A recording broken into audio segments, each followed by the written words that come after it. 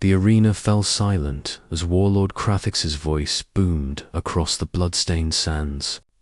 His massive form, covered in chitinous plates that gleamed like oil-slicked obsidian, towered over the assembled slaves. Behind him, hovering on an anti-gravity platform, sat his daughter, Megar, her legs twisted and useless from a birth defect that no Krathion technology could repair.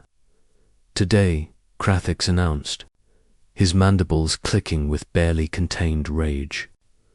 I offer my greatest shame to my greatest weapon. The strongest among you will take her as a ... companion, a reward for your service. The other slaves recoiled. To the Krathians, Megara represented failure, weakness in a species that valued only strength.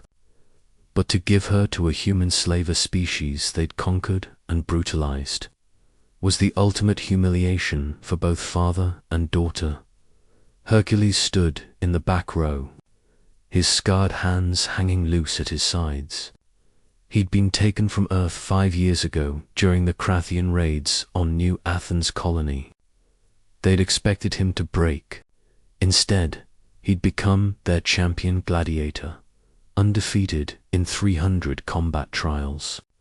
His body was a roadmap of violence burns from plasma weapons, puncture wounds from Krathian spears, the permanent indent on his throat where a vorax had nearly crushed his windpipe.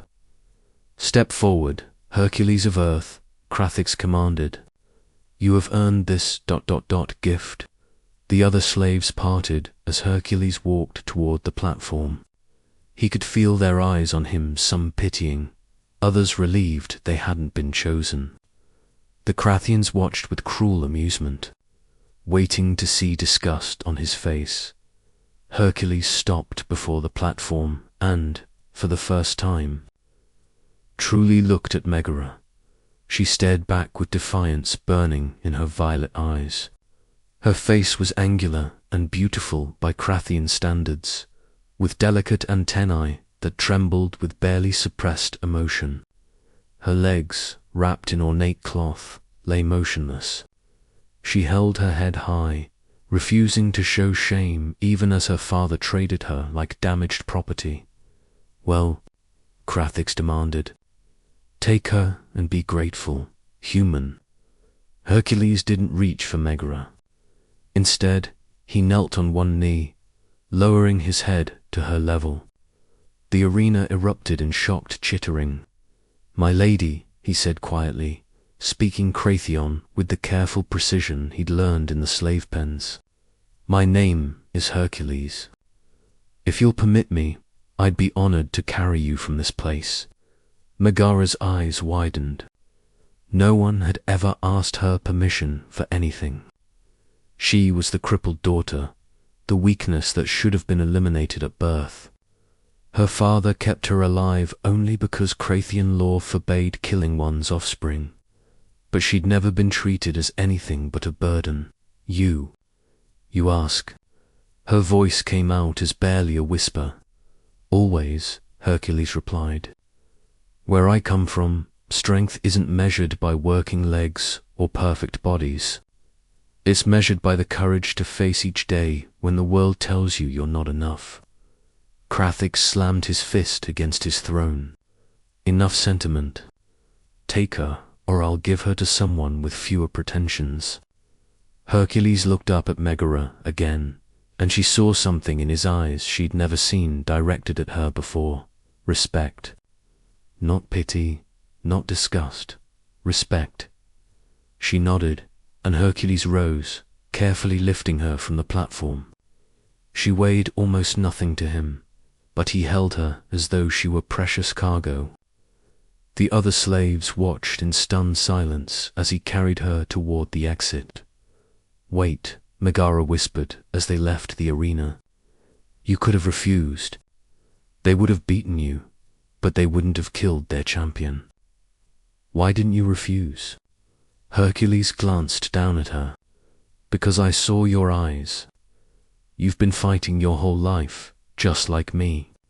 Different battlefield, but the same war. Over the following weeks, something unexpected happened.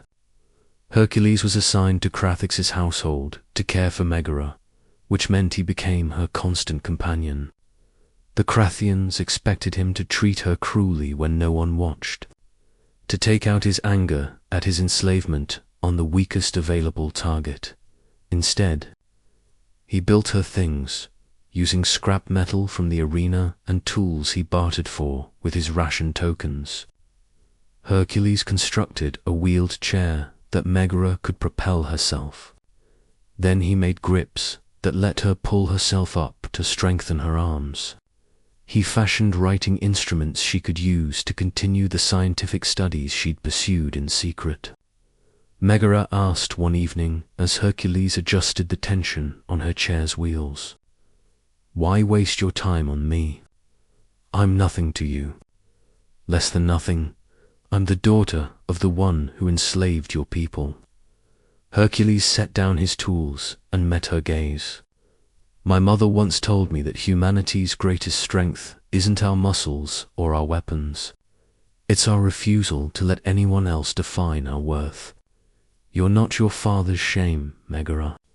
You're brilliant, strong-willed, and brave enough to keep fighting in a world designed to crush you. That's everything."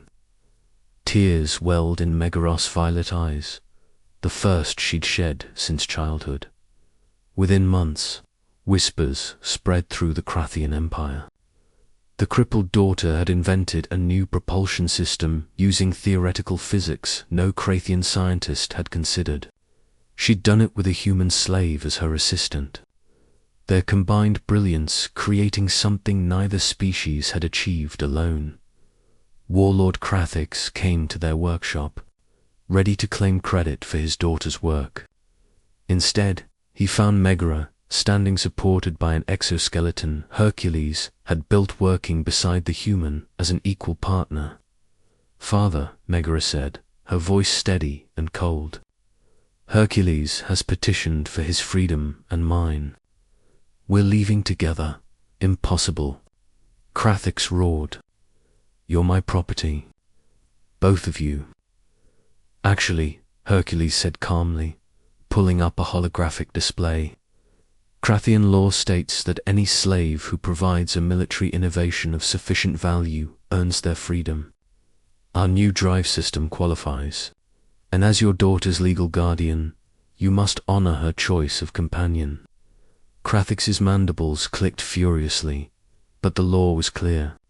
He'd been outmaneuvered by the very creatures he'd thought beneath him, as Hercules and Megara boarded the transport that would take them to the neutral zones. She looked back at the world that had tried to diminish her. "You gave me more than freedom," she told Hercules. "You gave me something I never thought I'd have, someone who saw my strength instead of my weakness." Hercules smiled, taking her hand gently. "That's what humans do best. We see potential where others see problems. We find strength in what others call broken." The transport lifted off, carrying two souls who'd found freedom not in escape, but in seeing each other's true worth.